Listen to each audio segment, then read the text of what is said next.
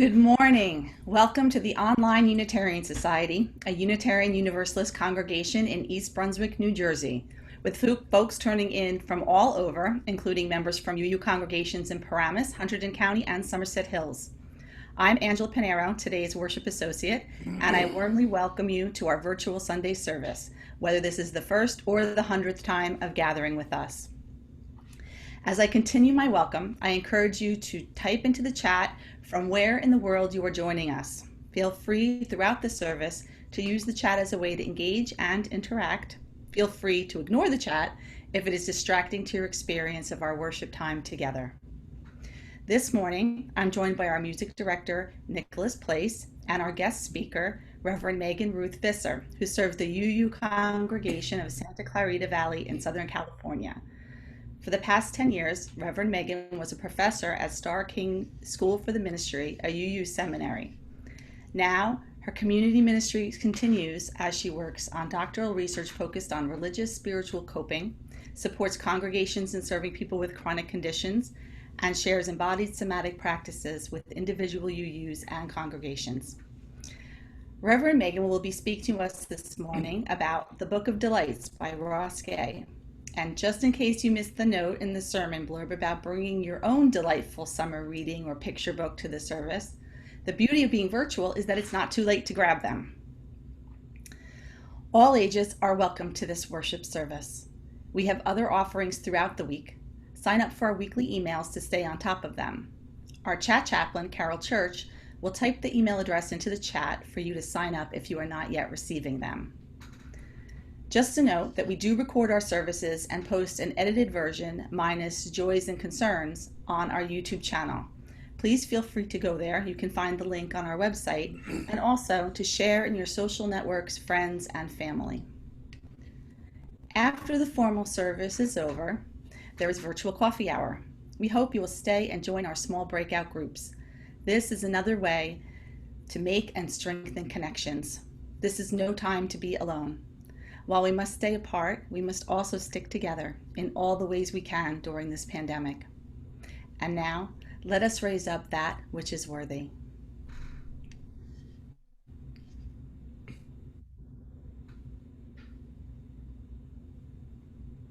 Hear these opening words by Chip Roush.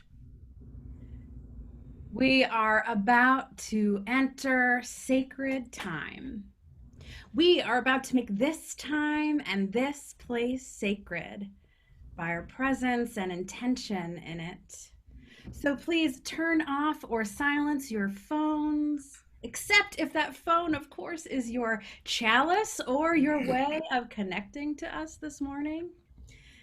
And as you do so, as you center, I invite us to also turn down our fears, to remove our masks and loosen the armor around our hearts. Don't take my word for it. Do it as slowly as you need to. If you take a little risk with these good people, you may find that they have the same human needs as you do. Breathe. Let go of the expectations placed on you by others and those they taught you to place upon yourself. Drop the guilt and the shame, not to shirk accountability, but in honest expectation of the possibility of forgiveness. Embrace your loneliness and know that in our hearts we are always together. Let go of the thing you said the other day. Let go of the thing that you dread next week. Here, in this moment, breathe. Here, breathe, so that we may be. I invite us all now to kindle our at-home chalices, joining our flames with the virtual chalice in our beloved sanctuary, a sign of hope, a beacon of light in dark times, a symbol of resistance against evil. And this is my chalice this morning.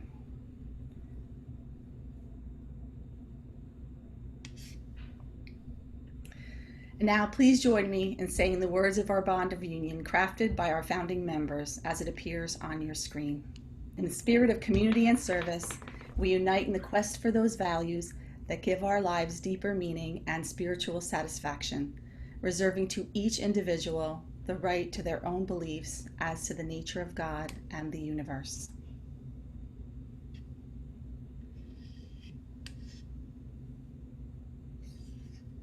Beautiful. And it's so wonderful to be with each of you, to connect with you from my home in Southern California.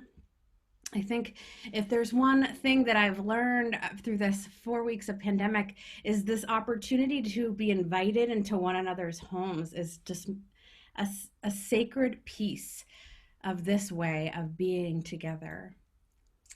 And so, in this time for all ages, I invite you, if you have children with you who might want to come a little closer to the screen, if you've brought your book with you that you'd love to share, have it nearby, because I'll be asking you to bring it to the camera to show us. And even though to me this looks backwards, it's actually, I believe you can read it. It reads right to you, right? Yeah, I'm seeing nods. Awesome. Wonderful.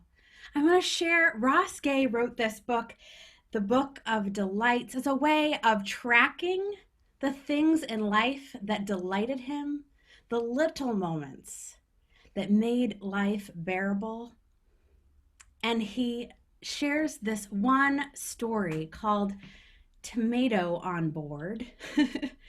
And it's very brief. It's just a couple of minutes. And I'd love to share it with you. And then I'd love to hear from a couple of you about your favorite book this summer, what you're reading or looking at or revisiting, or looking forward to revisiting, or looking forward to reading this summer. The Book of Delights is a bunch of little books in one, little short essayettes. And so I've been delighted to let them wash over me this first month or so of summer, though maybe for some on the East Coast, our summer and what feels like summer to you has been here with us in Southern California for a while. Now we're getting to the unbearable point, the serious, serious heat. You may be there as well. And so this is Tomato on Board by Ross Gay.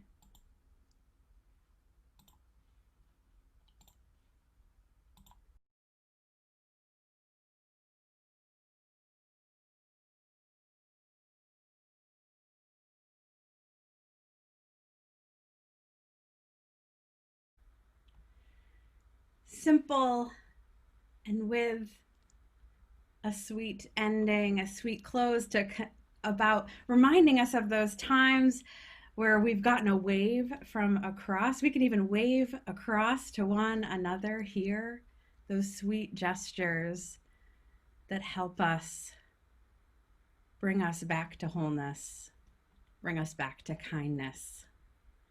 Those sweet stories that I could listen to Ross Gay read a million times. I know I'll revisit the text myself. All right, let's move into our first hymn. Our first hymn today is When Our Heart is in a Holy Place. Reminder, you'll only be able to hear me, but know that we're all singing together. Here is When Our Heart is in a Holy Place.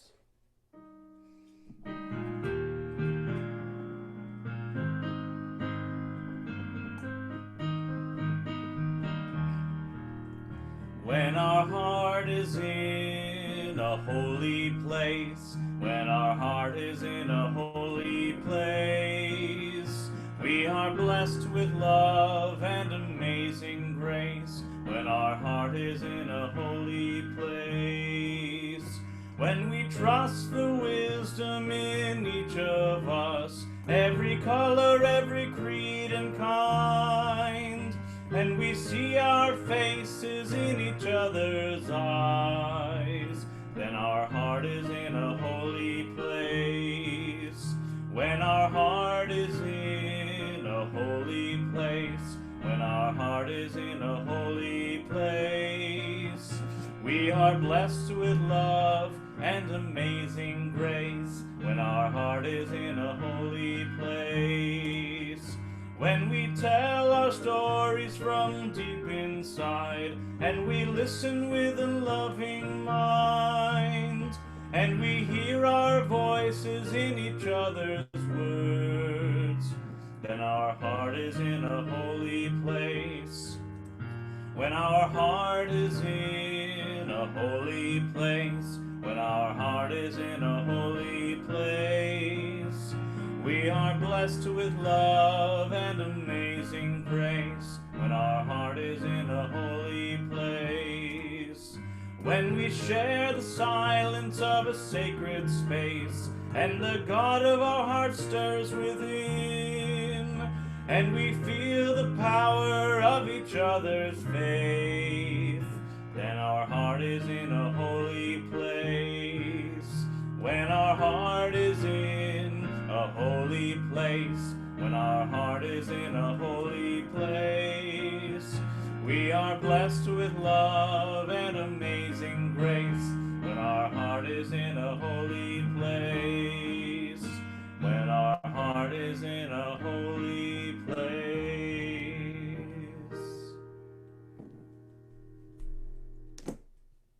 For these joys and sorrows, and those that remain privately in our hearts, we give thanks to be in this company of thoughtful minds, loving hearts, generous spirits, and helpful hands. And I encourage everyone to go out and make some good trouble in John Lewis's memory.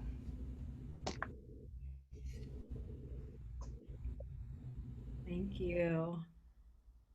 So beautiful to get to hear some of your voices, see some of your faces. And that is the exact quote from Representative John Lewis I'll be sharing with my home congregation here in Southern California just a little bit later today. But for now, I'd like to turn us back to hear from Ross Gay, another reading shared by some shared reflection and silence.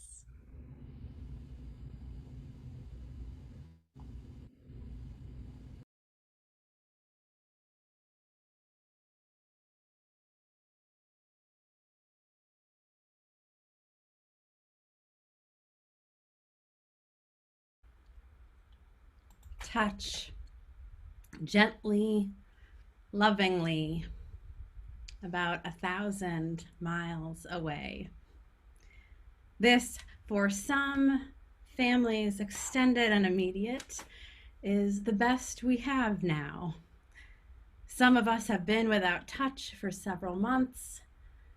For some of us, touch has been connected to risk and work, not always joy. Perhaps you are like me, in which rituals of touch, gentle and loving with my beloved pet, becomes more delightful in coping with these times. I invite you to share in a moment of silence, allowing the delights, touch, care, nature, laughter, joy. Allow them to enter your mind, merge with body and spirit.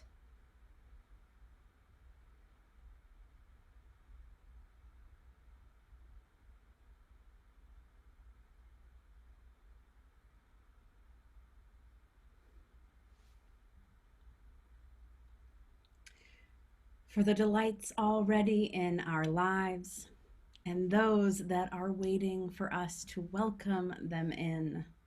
Spirit of life, come in, come in.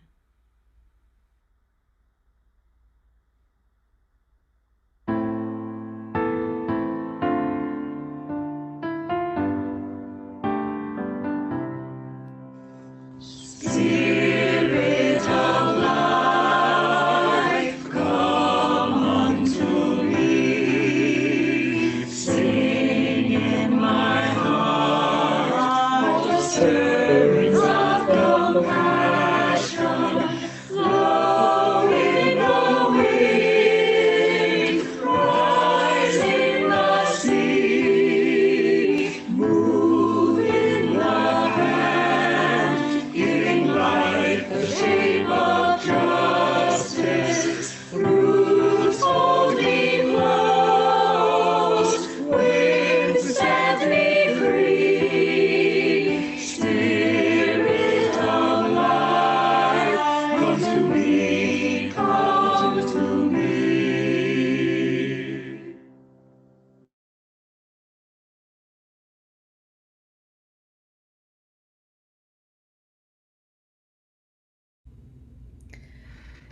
In the spirit of generosity, we will now take up this morning's offering online. We invite you to cut and paste the link in the chat, which will take you to our PayPal portal. We call it Be the Change. What was once the change in our pockets, using our financial resources to be the change we want to see in the world. Half of what you give through PayPal this morning will go to worthy cause outside our congregation. The other half will go towards sustaining this congregation, which sustains you, which lives out our principles and values as deeply and widely as our imaginations allow, which provides connection and promotes compassion. Today's the Be the Change recipient is Elijah's Promise Soup Kitchen, the Unitarian Society's largest continuous charitable partnership. Though volunteer shifts have been canceled, the staff of Elijah's Promise is still feeling the need, a dire need for food assistance.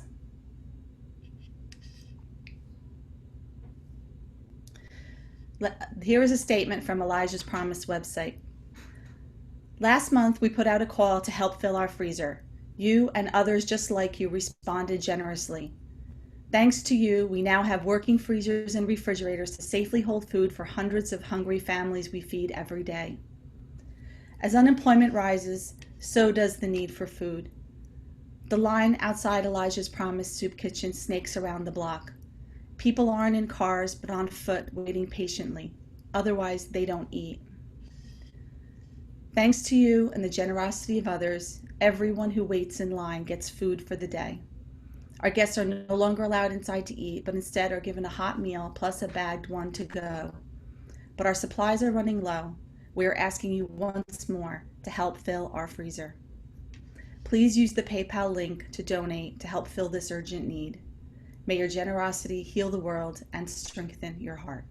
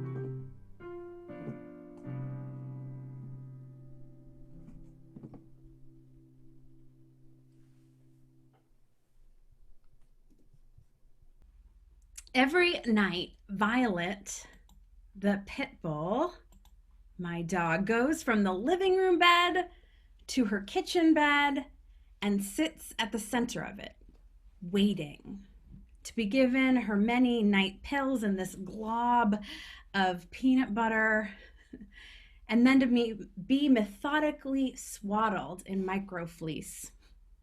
The midline of the large swath of the throw blanket goes over the center of her long back, gracing her head but not completely covering her ears. I hold one side across the front and smooth the other over her chest, tucking it gently under her little belly. I kiss her graying forehead peeking out of that equally gray covering and say, "Okay, time for bed." She crumples herself downward, encased in her blanket, sort of fawn-like. I place 2 or 3 soft toys around her head and shut off the light, heading to bed myself. And I smile every time. Despite the clumsiness through the rest of Violet's day, and sometimes my own, we have this moment of mutual attention through touch.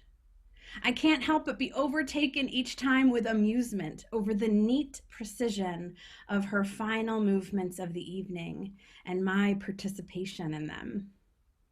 Have there been nights she and I have both fallen asleep without this ritual? Yes. Is it really a necessary thing for us to do, for both of us to do to get to sleep? Probably not. This is the kind of delight in the mundane that reminds me that there is something pleasing within reach. Gay calls it the common flourish of love. Roske set out on his birthday, August 1st, 2016, to write a book of delight per day by hand, and then, as he described in our reading, transcribe them into a book. He skipped days for sure, but found he developed this sort of delight radar, storing up delights as joy after joy began to call out to him, "Write about me! Write about me!"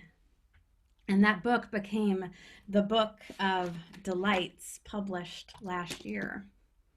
What comes together in this book, as others have also lauded, I believe, is sacred text, because they're not just any delights or human pleasantries.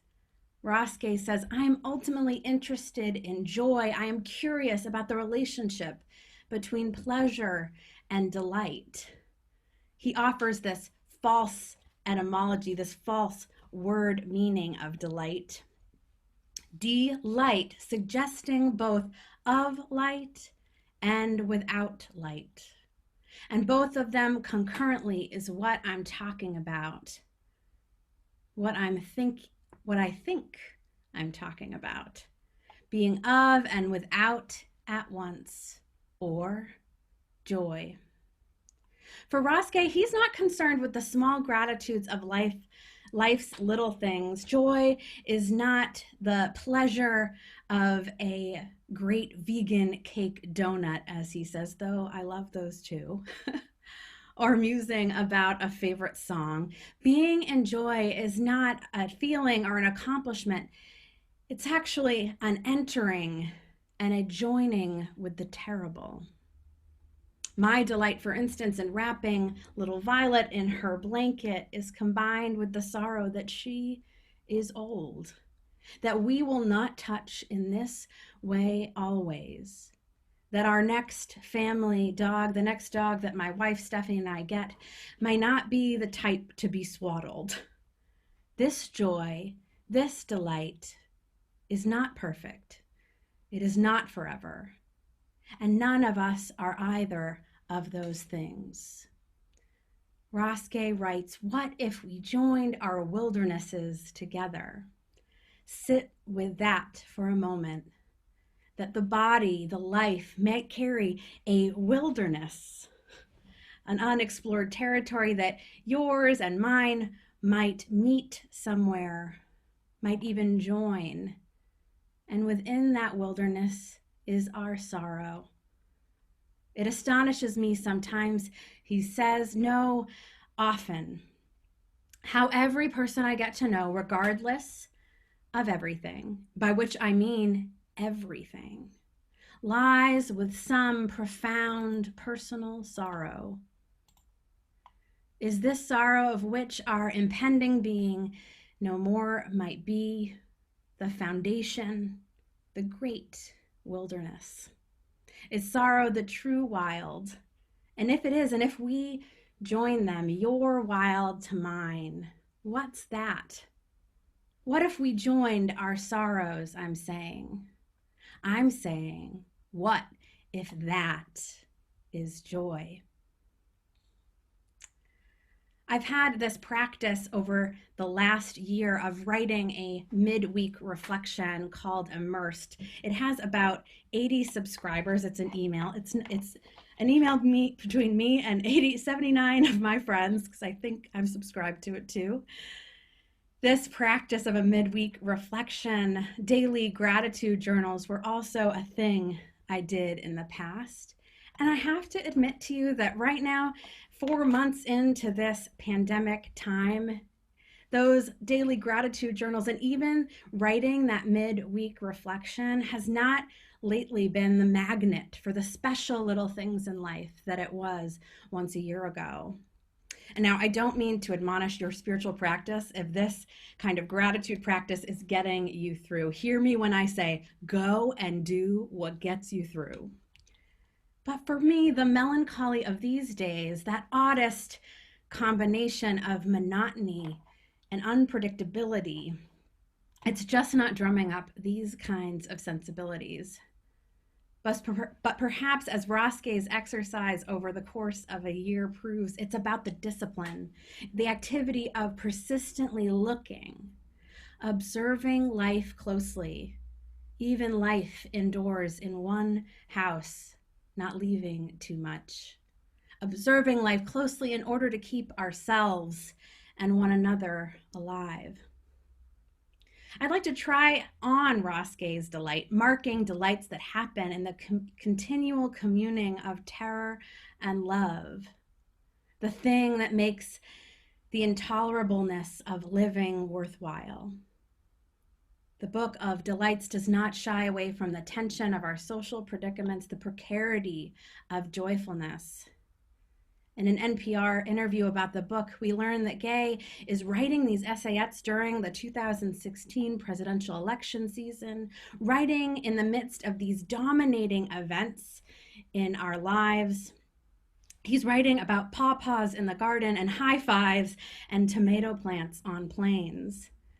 He says that you can see that pull to sort of get completely floored by life, and he's trying to keep the light. That, he says, is the discipline, trying to keep the light. Maybe this is the discipline with which we gather in worship on Zoom, in which we light our chalices together, trying to keep the light against all odds, trying to keep it together, and however far apart we may be, while also being in the midst of racism and violence and capitalism and anxiety and sorrow, joy and terror sitting side by side. When I think about the uprising that is enveloping our country against police violence and racism that we are a part of now in the midst of pandemic, I wonder, aligned with Roske's gospel, is that joy? Tugging toward, collecting delights that live in simple human interactions that is not so simple for some of us anymore, and for many in our country never has been simple. If simple equals privileged, insular, white, or able-bodied, or cisgender, or wealthy living. There's one essay called The Sanctity of Trains. And I love this essay as it reminds me of my frequent Amtrak rides at all hours of the day and night between my parish internship in San Diego and my girlfriend, now wife's house in Los Angeles. Roske writes about this incident, maybe this has happened to you too, but on a train, when you leave your bags or belongings on the seat for another stranger to watch with this trust that people will not take them. And here's how he ends that essay. I suppose I could spend time theorizing how it is that people are not bad to each other, but that is really not the point.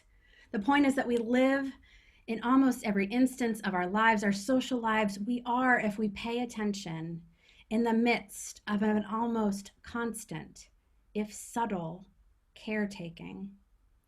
This caretaking is our default mode, and it is always a lie that convinces us to act or believe otherwise. Always. Kindnesses we're constantly in the midst of and constantly being lied about. Keeping the light as discipline. How are we participating even now in that subtle default mode of caretaking? Where are the reminders even now, even in this Zoom-mediated space of love? Where are the reminders of delight? I'm thinking of Ross Gay's delights, so many of which happen in shared space that we cannot all occupy together right now. These feel like sculptural monuments. His words and lines mold in my mind these public encounters with joy, casting them in glittering bronze. Viewable in my mind from a safe social distance, still able to bring me happiness as the words wash over me. In the current uprising, we're seeing monuments torn down. Even just yesterday, news from Chicago of struggles between protesters and police over tearing down a monument of Columbus. Monuments like the one described by Ross Gay in the beginning of this service, with guns where there should be flowers by his decree. Monuments that don't represent joy. You can see the documentation of their demolishing in this website called whentheycamedown.com. It's this open source directory of images that seem to heed Gay's decree. They're intended, those old monuments, to reflect the values of that public space, often about who ought to enter or feel safe moving about them, not delight. It's probably safe to say that Confederate statues in front of courthouses were designed to say something to a passerby about who would feel and deserve equal just access to justice under the law and who would not delight. So much of what Ross Gay writes about is the joy of gesture. I am one of those wild gesturers as well, and touch and public human interaction. And as the psalmist that he is, among the many subjects he covers, he has, of course, written not just once about monuments as well. And yet another essay talks about our sweet human impulse to adorn statues with flowers or coins or fruit, that we have a shared inclination, our nature, to communicate the beautiful and the fragrant, however we can, to make of the world a bouquet or a vase. And I leave you with one final image. Dr. Alexis Pauline Gomes, U.S. Black feminist scholar and poet, actually her readings are found in one of our Unitarian Universalist books of poetry called Becoming. Dr. Alexis Gomes, who's one of my Facebook friends, recently found on the exterior wall of this Vienna transportation building, found this prominently placed in a public square was a billboard-sized page from her own book called Dub, Finding Ceremony.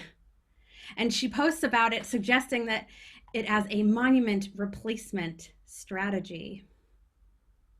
Perhaps poetry in public rather than statues of armed men or depictions of false heroes. Maybe that is a monument to put flowers by, to adorn with fruit, to say, yes, this.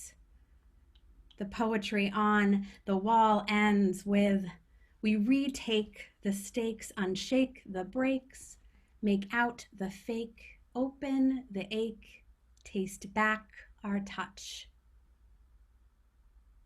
Maybe this is what our public spaces, even now during pandemic, are striving for.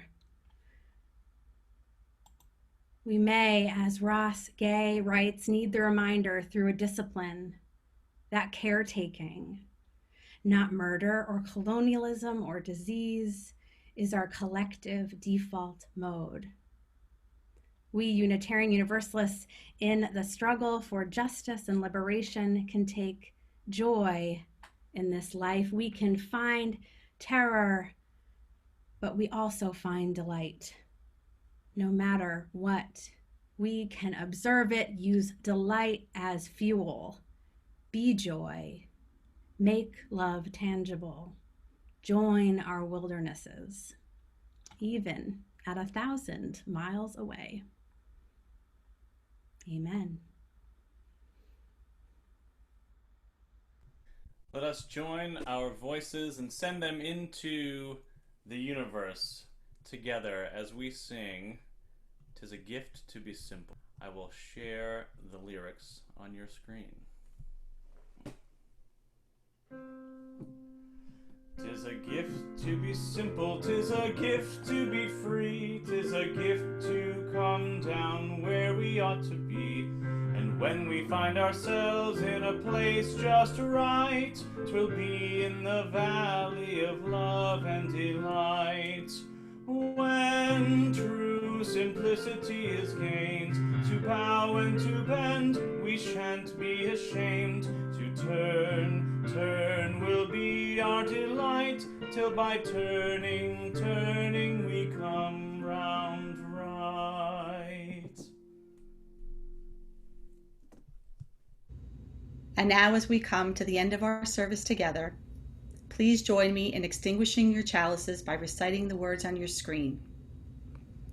We extinguish this chalice, but not the light of truth, the warmth of community, or the fire of commitment. These we carry in our hearts until we are together again.